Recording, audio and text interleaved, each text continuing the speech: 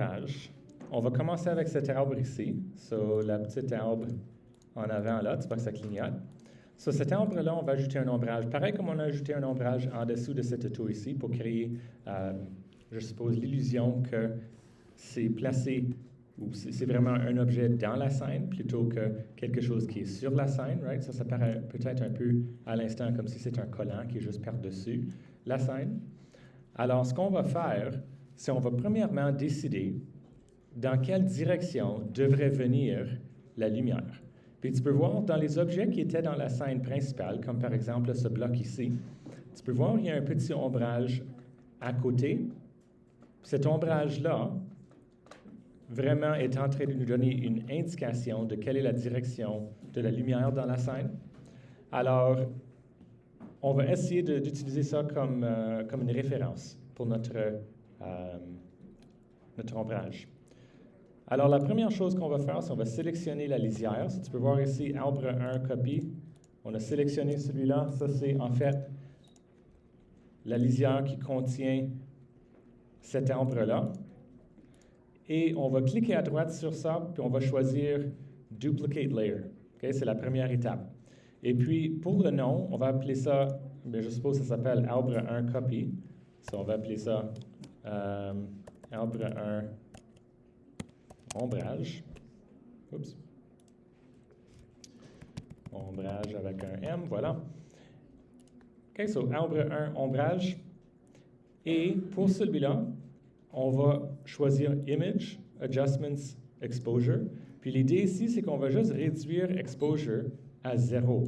Okay? Jusqu'à 0, ou comme moins 20 dans ce cas ici. Juste pour que l'arbre soit complètement noir. Tu peux voir que maintenant, j'ai un arbre ici qui est complètement noir. Une version du document ou de cette lisière-là qui est noire. La raison qu'on désire faire ça, c'est que maintenant, on va utiliser cet arbre-là pour produire l'ombrage elle-même. Quand tu as un objet qui a une forme compliquée, comme par exemple cette auto ici qu'on a déjà créé un ombrage, tu peux voir que l'ombrage elle-même devrait suivre plus ou moins la forme du objet ou de l'objet que tu es en train de créer l'ombrage pour.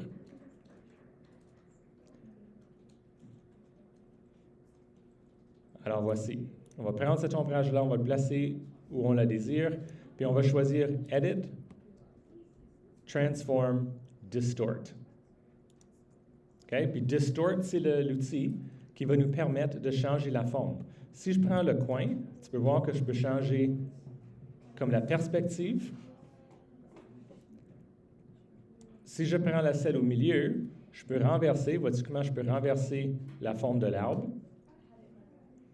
So, je vais juste placer ça peut-être un peu comme ça. Ça suit plus ou moins la direction de l'ombrage réel qui était dans la photo. Je vais placer ça peut-être comme ça. Puis je vais pousser Enter. So maintenant, j'ai comme un blob noir. Ce blob noir-là n'est pas exactement la forme qu'on désire, mais c'est quelque chose de proche. Quelque chose à réaliser, c'est que chaque lisière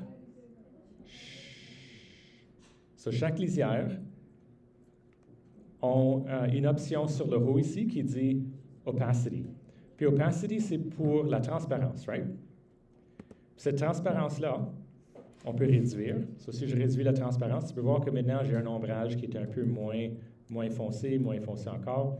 Mais je peux créer l'apparence d'un ombrage assez facilement.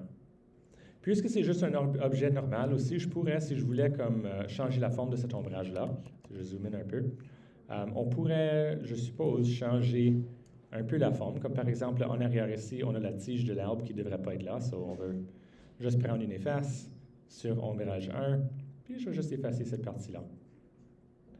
Non seulement ça, cet ombrage-là, si tu peux voir, c'est par-dessus l'arbre.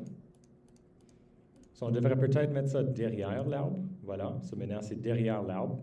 Puis peut-être repositionner ça encore une fois juste un petit peu, quelque chose comme ça. Et on a maintenant un ombrage. Des fois, c'est possible que c'est nécessaire d'ajouter ou d'avoir peut-être la ligne qui définit l'extérieur de l'ombrage un peu moins définie, un peu plus comme blended. Ce qu'on va faire pour ça, c'est on va choisir encore une fois, on a l'ombrage de sélectionner, right? C'est la lisière avec l'ombrage. Et on peut juste choisir Filter, blur, puis tu as d'autres options, mais moi je vais choisir Gaussian blur. Et avec ça, tu peux voir qu'à mesure qu'on change l'intensité, ça change combien d'ombrage on a, ou vraiment la forme extérieure de l'ombrage. Right? 0, c'est la forme définie.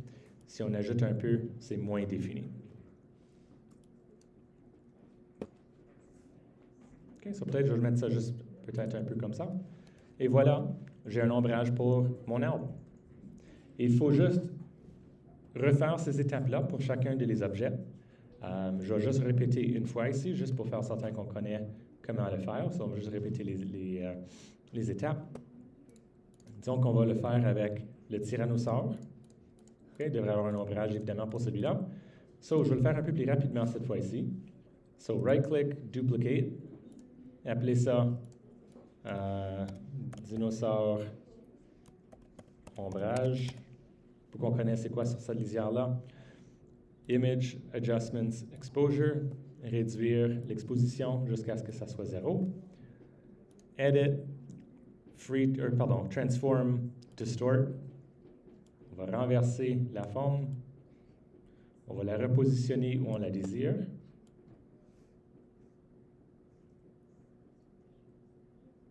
Peut-être comme ça. On va positionner ça derrière le dinosaure, mais aussi tu peux voir qu'on a besoin que ça soit derrière le taux. So, on va juste tirer ça encore une fois plus loin, en arrière de le taux et son ombrage. So, maintenant, c'est derrière le tout. Bien, sais-tu, en fait, c'est possible, là, puisque lui, il est devant. Je suppose qu'il y a une chance que ça soit, en fait, par-dessus. Donc, on va laisser là, puis on va voir comment ça paraît. On va réduire opacity. Et on va ajouter juste un peu d'un blur. So, filter, blur, Gaussian blur. Peut-être le même montant que l'autre, peut-être juste un petit peu plus.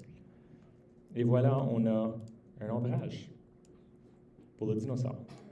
Okay? Puis tu peux voir que ça commence à créer un peu l'aperçu plus réel. Dans notre scène, ça paraît plutôt comme les objets sont dans la scène et pas tellement juste sur la scène. Mais ce qui est vraiment important, c'est qu'une fois que tu as décidé la direction de la lumière, tous les ombrages devraient vraiment aller dans la même direction. Si vos ombrages vont dans différentes directions, ça te donne ça donne une apparence vraiment pas réelle parce que c'est pas comme ça que la lumière fonctionne. Right? Il faut que les ombrages tous bougent dans la même direction. Puis là, ça regarde un peu plus réel.